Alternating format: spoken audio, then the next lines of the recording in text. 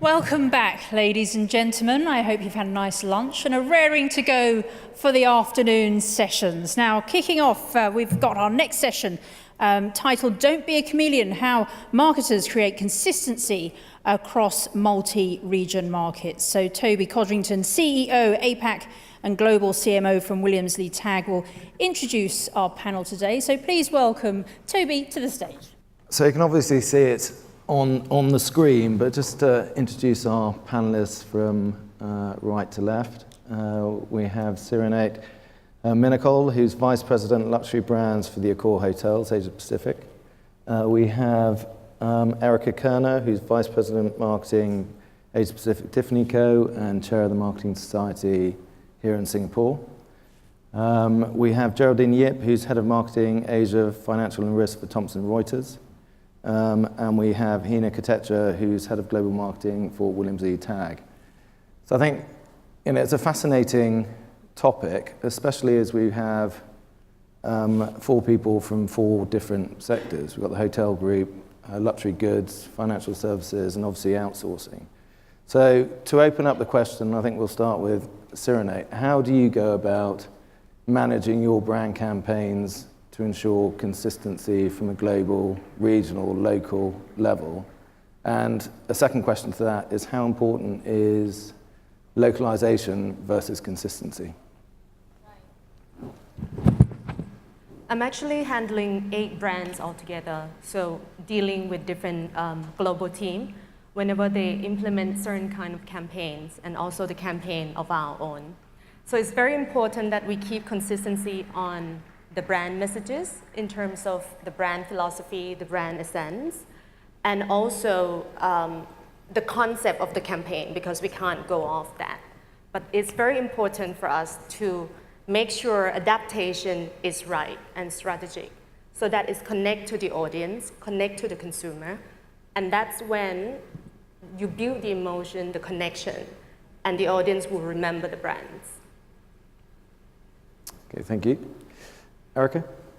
Well, I've been very lucky, I think, over my career to work for a number of fantastic brand marketing companies, like most recently Tiffany now, but also brands like Nike, Adidas, Ralph Lauren, who are true global brands, but all very different. I think luxury is a little bit of an anomaly in this case, because the brand controls around luxury have to be so tight because of the nature of what luxury is.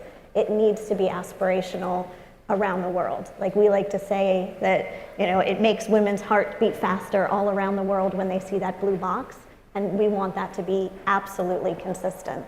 So all of our creative, all of our agency support is internal, so that we can strictly control all of those brand codes. Where it localizes, I think, is through the channels and how we get that message to consumers.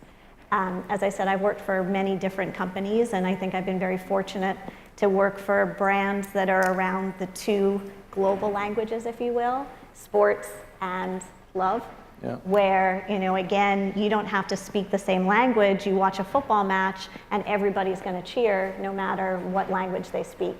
You watch a romantic comedy, and again, you understand the essence of love no matter what culture you come from. So it's a little bit easier, I think, in the brands that I've worked for. So again, the differences and where you need to adjust and translate, if you will, is around the channels and the tactics. Yeah, which we'll come to in a second. Geraldine, what about? Yeah, so I think in quite a contrast to Erica's experience, my experience has always been in the business-to-business space. And in business-to-business, there is a huge reliance on the front line to actually deliver the brand. So the brand is about, and what I do especially, we're really trying to solve people's problems, and the problems that kind of exist. It's very different from creating an aspiration. So in our case, the messaging is what needs to be localized. So I think there is probably more room in what we do to actually localize. And localization for us, I heard this great phrase yesterday, localization isn't translation. It's really about making it relevant for the clients in the region. Yeah. And do you find there's ever any tension in terms of from those in local market versus from a regional perspective? Yeah, I think there's an acknowledgement that those messages have to be tailored, but I think it's really about what do we mean by global messaging. And if you look at messaging from two levels, right? One is about kind of the creating the need, the thought leadership, and or telling people, okay, these are your pain points. That is a very localized message in my mind. Where the globalization can be a lot more consistent is around the product messaging, because the products don't change, or at least they're tweaked but not really changed. So that product messaging must be consistent. So it's more about, for example, in financial services, a lot of the solutions that we offer are driven by a regulatory change. Those regulations are unique from market to market. So what we talk about to get people to buy the same product is actually is where the difference is. Okay. So, yeah. I do think, though, that to agree that there's an inherent structural tension between global, regional, and local organizations. Yeah. I mean, I've never worked for a company in my entire career, even where the relationships were fantastic, the brand was doing well, where there weren't those tensions. Because I think that the local markets need to implement with executional excellence and need to be the experts and consumers in their markets. The global team needs to be looking at the brand from a global perspective, but probably at 15,000 feet to get the vision across to everyone. And the regional teams are probably the bridge or the translators in between, trying to work with both sides of the equation. But inherently, I think that there's going to be tensions between them. I think a massive part of our job is to educate. Exactly, and the organizations that succeed are the ones that can communicate and work as a team in partnership amongst that tension. But I don't think that tension will ever go away. Yeah. But I see more and more that now the global teams start to realize that too, with the rise of Asia, with the rise of particular destination like China, Japan, that has been, known and expanded to the rest of the world, that everyone, whenever we create some campaign or anything, we have to think of particular market. So in terms of global head as well, I see that they are more and more accommodating, trying to understand how the world works. I'm sure that the tension is there, but less than before. Before it used to be very head office somewhere centric, and then now it's more and more working with the local and regional workshop, brainstorming, in order to come up with something that compromise in between. And then we as a regional or local will have to make sure that adaptation, implementation is right. I think that is because Asia is an important market for a lot of big companies, whereas before, it was seen as you do the rest of the world and then Asia will just deal with it. And it was, having the conversation of, well, in Asia you can do this. And obviously there is no Asia. And we have had to do a lot of educating back to the global team about how different, you don't just pop over to Australia, as most people in this room know. Some of us do. Some of us do. But it's just, I think you're right, it is moving along, and I think that's because there's such an emphasis on businesses for Asia now, but there's still that education to do. Do you see that changing with the fact that Asia's going to continue to be the economic growth certainly over the next sort of 5 years or so? Within this region, the balance of power will shift much more towards an Asia delivery model? I will say, I think yes in our business, and it already has. I mean, when I joined the company 4.5 years ago, everything was done in London. And it was, we're doing it here for Asia, we'll send you the campaign, you just do it. Now, the change has been, the balance of power has changed. I'm now the global head of marketing and actually make those brand decisions over here. If I had said that 5 years ago, that wouldn't have been a thing. They probably would have laughed me out the room. But actually now I'm managing the brand from here and making those decisions. It is hard for a few people in other regions, but it is happening. I think yes and no. I mean, I've been in the region now almost 30 years, and so I've seen within the kind of global organization, there was a big Japan focus. Then that Japan focus switched to China. Now that's switching to more of an Asia Pacific, not just those markets. But I think the change is actually going to leapfrog, and it's about truly being global. Because at least again in my business, and I would assume in your business as well, the customer is truly a global customer.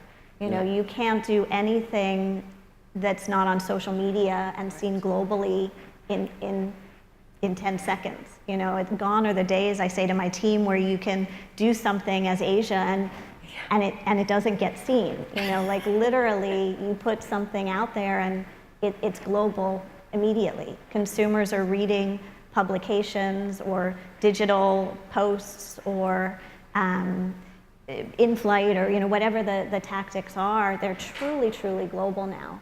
So I'm not sure if the distinction is really a demographic or a geographic or a whatever else. But I think the internal counter to that is around driving efficiency then within the organization about the brand, right? And I think then because things are global, then we have to be so conscious of the fact that something is actually going to be seen by everyone. So then the importance of that consistency comes through even more. But I would argue that what we're looking for is unity, not uniformity. So I think that is where the challenge within large global organizations actually lives, which is how do we make sure that what we're saying is actually efficient? Because I'm happy, I'll be honest. I mean, I've worked in global organizations for the better part of the 20 years, and it's, you know, I'm happy for the global teams to do their thing. But my philosophy on it is, you have to do it for me, or you have to get out of the way. Yeah. So you know, and that's the like Erica says, it's that internal tension, which is actually healthy, but because I think it does yield a better result. It's just that sometimes when you're working with it can be painful to say the least. Hina, so same question to you around. Yeah, so for us, I would say one of the ways we manage campaigns is through a marketing automation tool. We invested in it last year. I have a very small marketing team in a B2B business. So that was important for us to be able to stay connected, to be able to clone campaigns, reuse them in different markets, and localize them when necessary as well. So that's one of the ways that we are doing our campaigns globally. Consistency, I would say, is really important. And we have been on a journey. So we've been on I'd say a 2-year journey. So we do consistency very well for our customers.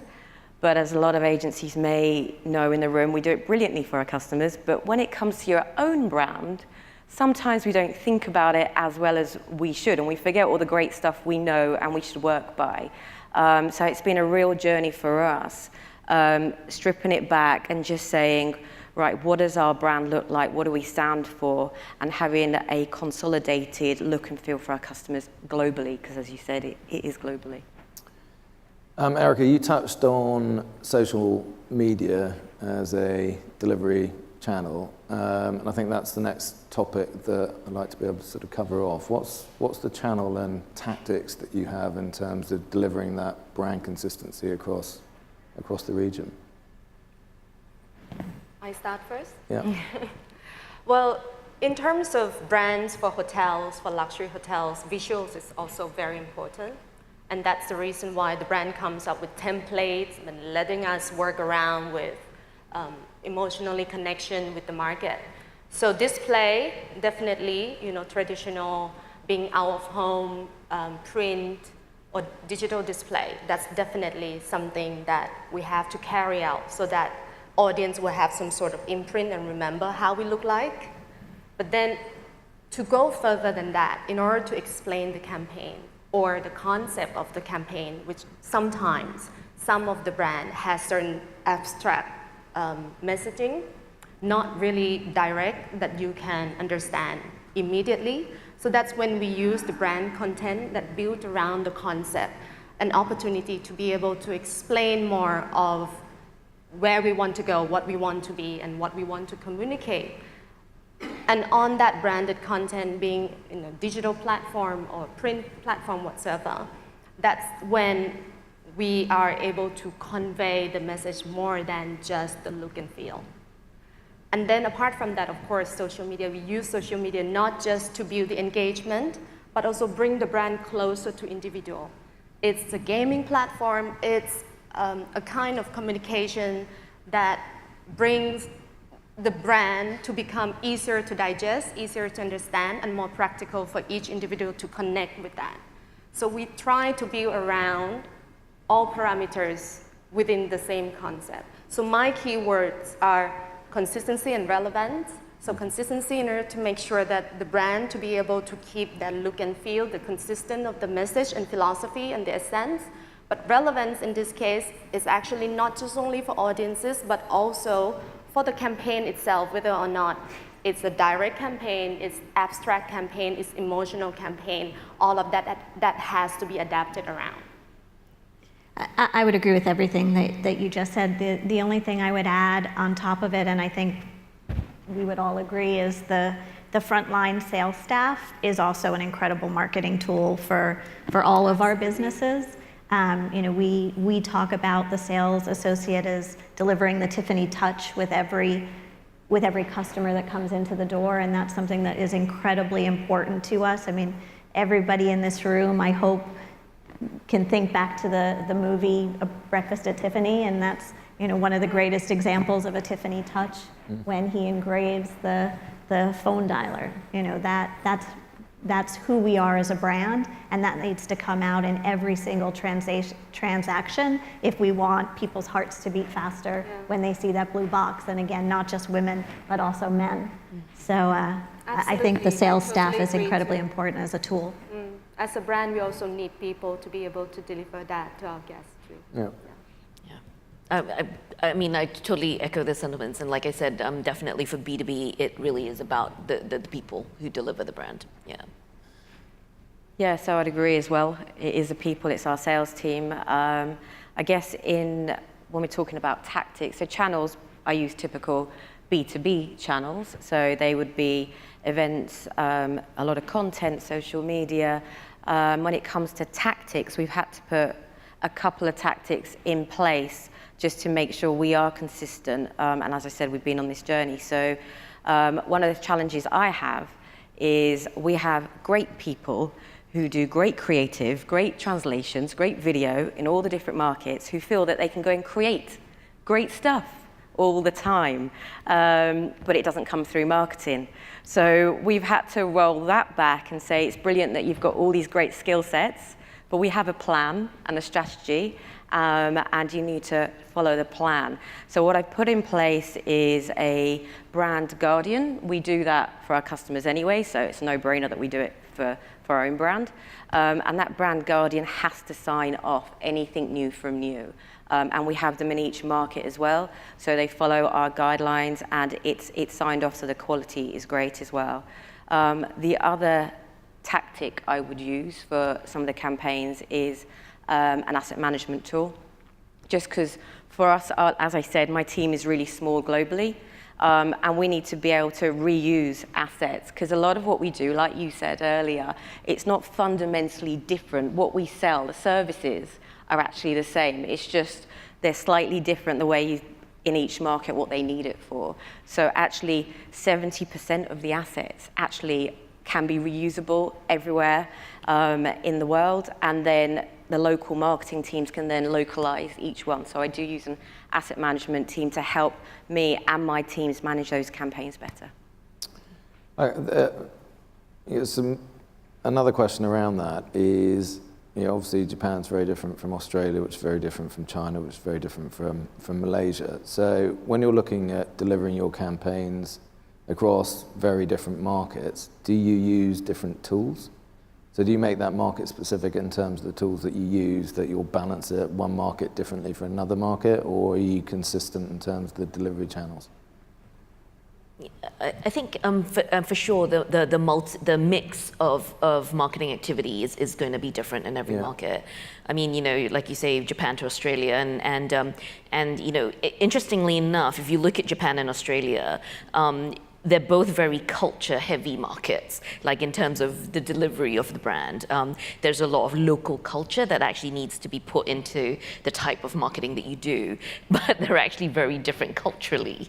So, the directness of the message in Australia doesn't translate to Japan. You have to find a different way of saying the same thing. And ultimately, the tools are different. I mean, like in Japan, you can't, there's a challenge with email marketing and all that kind of stuff. So that particular tactic doesn't work very well. So you have to be a lot more creative in the way that you acquire new contacts, acquire new leads, versus Australia, where you could buy something. So yeah, definitely. Yeah. So just sort of picking up on that, you might have different agencies working on different executions for you. Yeah. How do you make sure that you deliver consistency? Like I say, I mean, I think a lot of it is about, making sure, the level of consistency and what we're looking for in terms of that. So, the product consistency has to be there. I mean, that's for us, no question. So it then becomes about how do you, at the messaging, sort of the interest level, the creating awareness, creating the need level, then differentiate. And that can be different. And we're actually quite open about that part being different, as long as ultimately we're all selling the same thing. Yeah. So from a measurement perspective, how do you guys go about measuring your campaign's effectiveness across what's a very different region?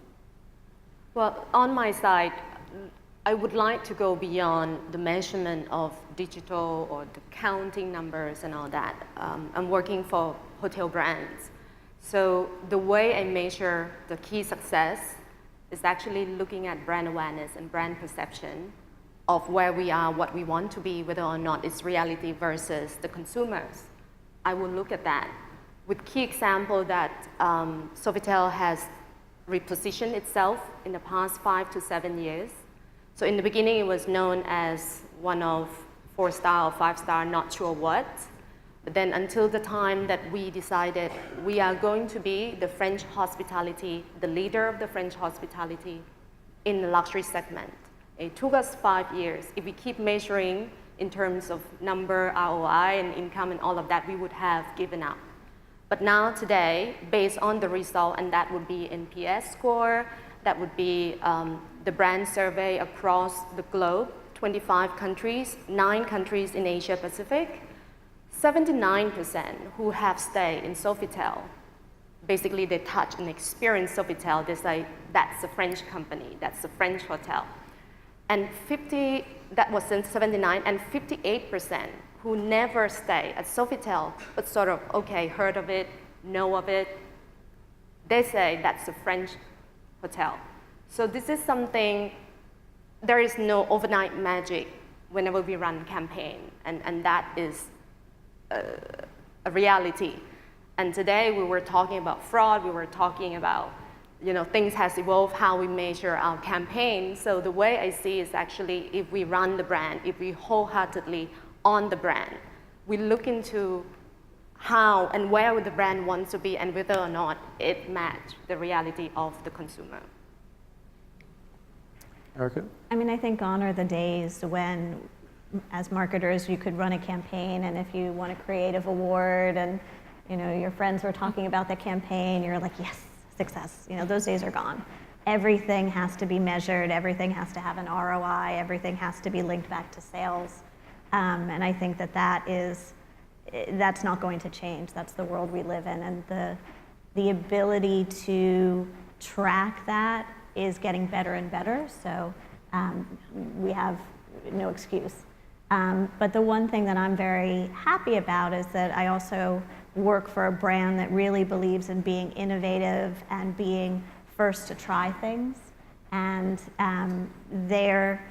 we talk about test and learn, and not every test is going to be a success, and that's okay, as long as we learn from it and can then put the money back into programs that we've learned from that test. So I think that an ROI reality is here. There's no getting around it, but hopefully you can still find ways to be innovative and try new things and give yourself the ability to fail as long as you fail forward and not backwards.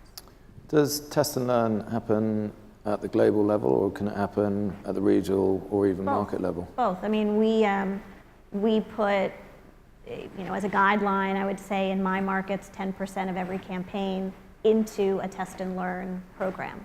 So, I mean, that's something that we want to systematize as part of our philosophy. Yeah. Jodie? I mean, in B2B, I think the overriding metric that everyone goes for is revenue. I think the problem with the measuring it is that all of us share that metric. So, whether you're product development, marketing, sales, we kind of all share that metric. And so there is no magic metric that works for marketing, I think. And so my philosophy on it is really around what's the objective of the activity and what are we measuring? So, sometimes I do events or activities because it's a lead generation activity and that's what we're going for, versus like a retention activity versus hospitality. I mean, just don't ask me to measure a golf day. I don't know how to measure that. I'm just like, but I think, and how do you value a relationship? And so, you've got to have a business that kind of understands that the marketing mix is made up of all these things, and and there are certain things that are just going to be emotion versus data driven. I mean, I think data driven is important, just not data dictated. So you've got to use the metrics, effectively, essentially. Yep. Yeah.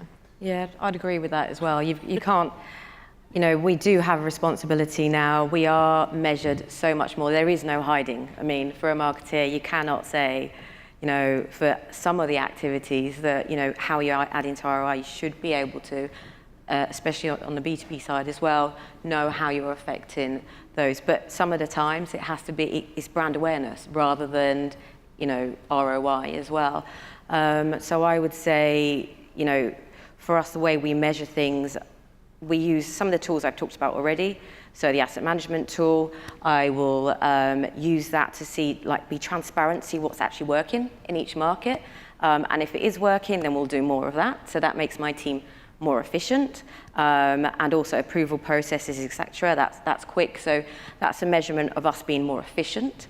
ROI through the marketing automation tool, for the first time ever, now I can actually see when I'm doing an activity all the way to win and close that actually it's come from a marketing activity.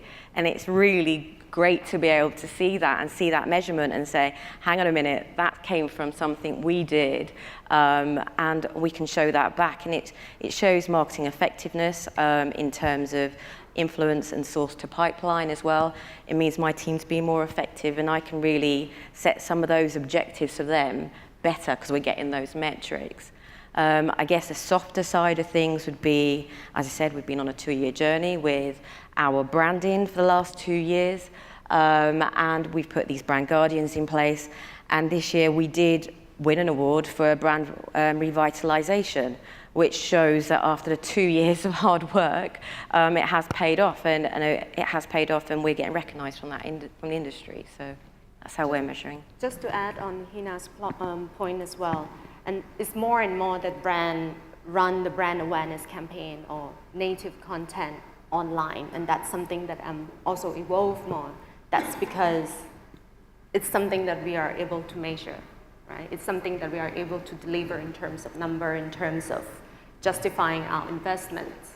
But go back to what I said before. That is something, it's our responsibility to be able to deliver and justify our budget at the end of the day. Yeah. But in the end, it's a long term that we also look into as how we put the stake on the ground. I think that does make marketing an exciting place to be. I have to say, years ago, when I started, and most of you probably remember this, it's, we were called kind of colouring in department, etc. And now it's no, we understand more about that customer than anybody else does. And we actually can justify a seat at the table because we have that information to hand and we can prove it. And in fact, by tweaking our campaign slightly, we can actually change the way our customers perceive us, change the business as well, increase the business as well. So I think it makes marketing a really, really exciting place to be. So in terms of fast forward, how forward thinking are you as marketeers looking after various different organizations? Do you think about a year out? Do you think about 2 years out? Do you think about 3 years out?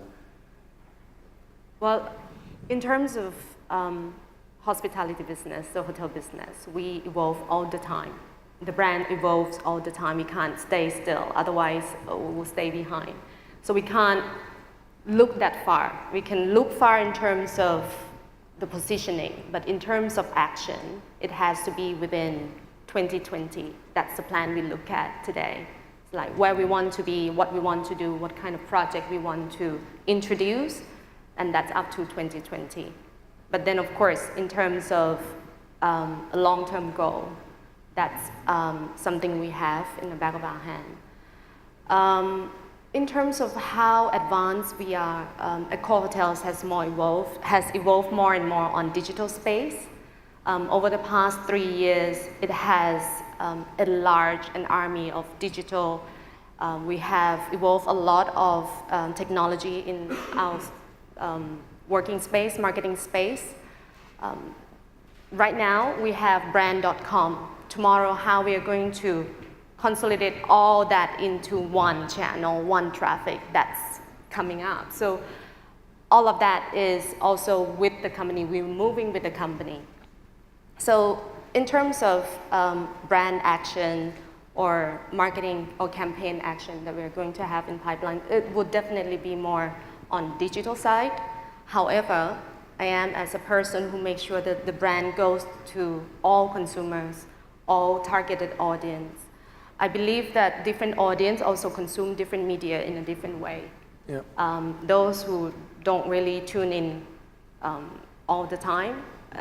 Interestingly, I just read an article that more than 10% of executives in the company are actually inactive on social media. So how do we tap on that? That means they flip through magazine, maybe old-fashioned, or maybe driving with the driver and they see the billboard. So we still have to consider a good balance of different media channel to be able to tap onto our target audience. And so how much of your time would you say that you spend in this ever-changing landscape thinking about consistency?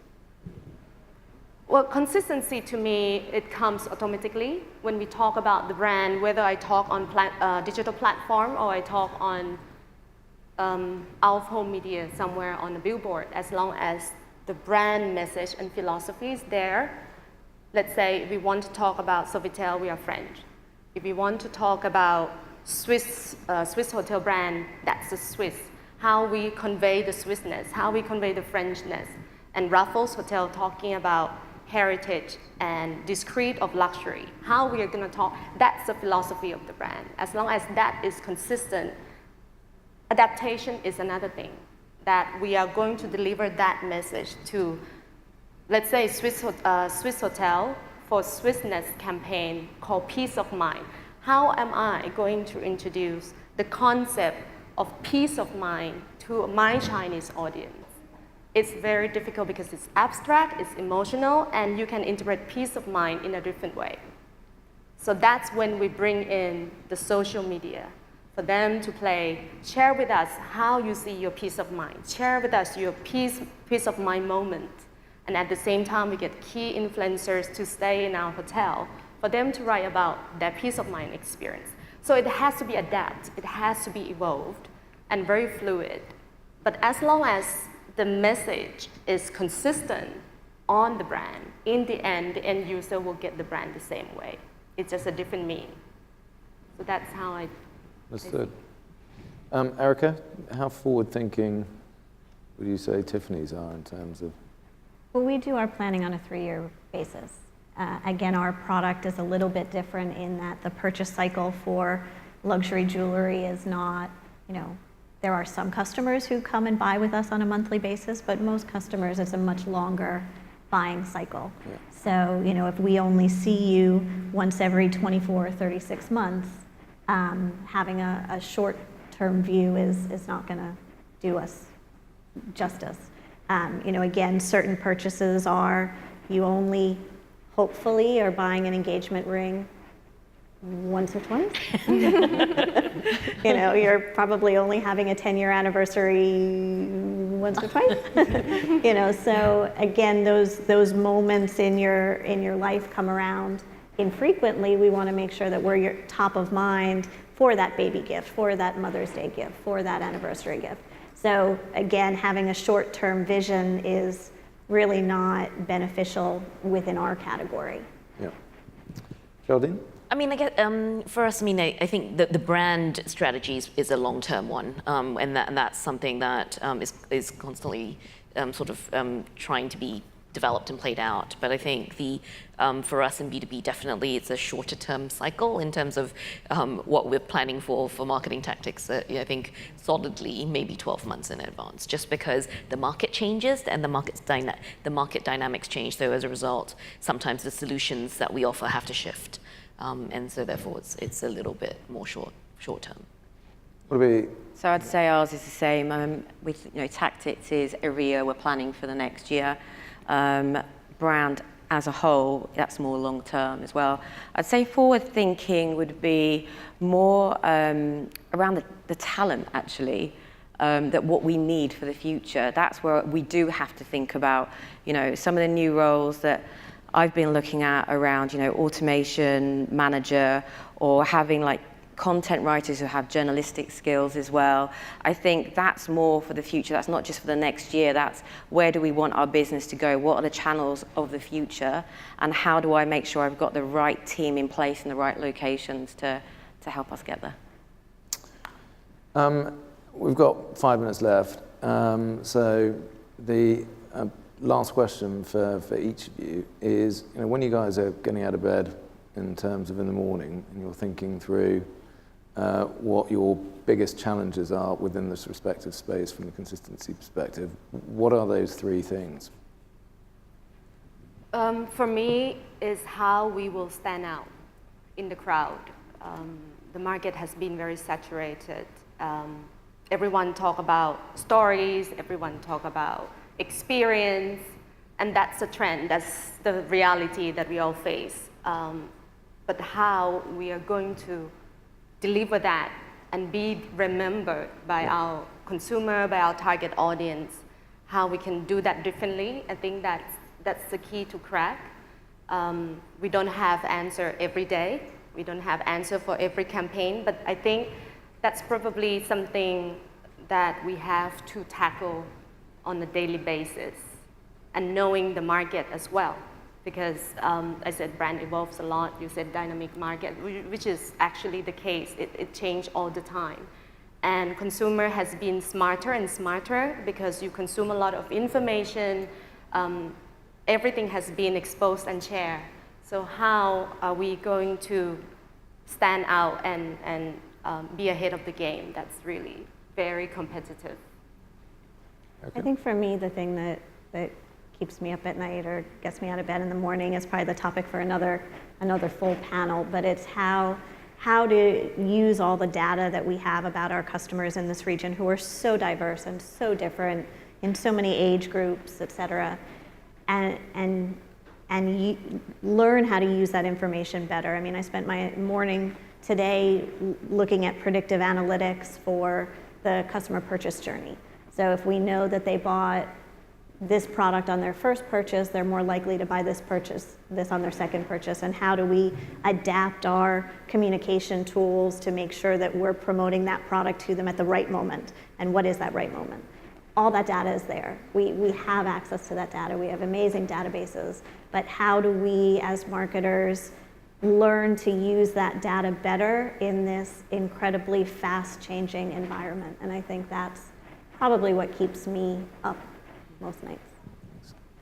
Mine's a little bit of a combination of both those. I mean, I think from an external perspective, it definitely is about just how do you stay ahead of the competition, right? Around differentiation and making us different, because essentially, we sell information technology, and that to an extent can be commoditized. From an internal perspective, is how do I ensure that the team in the region is just more productive, I guess.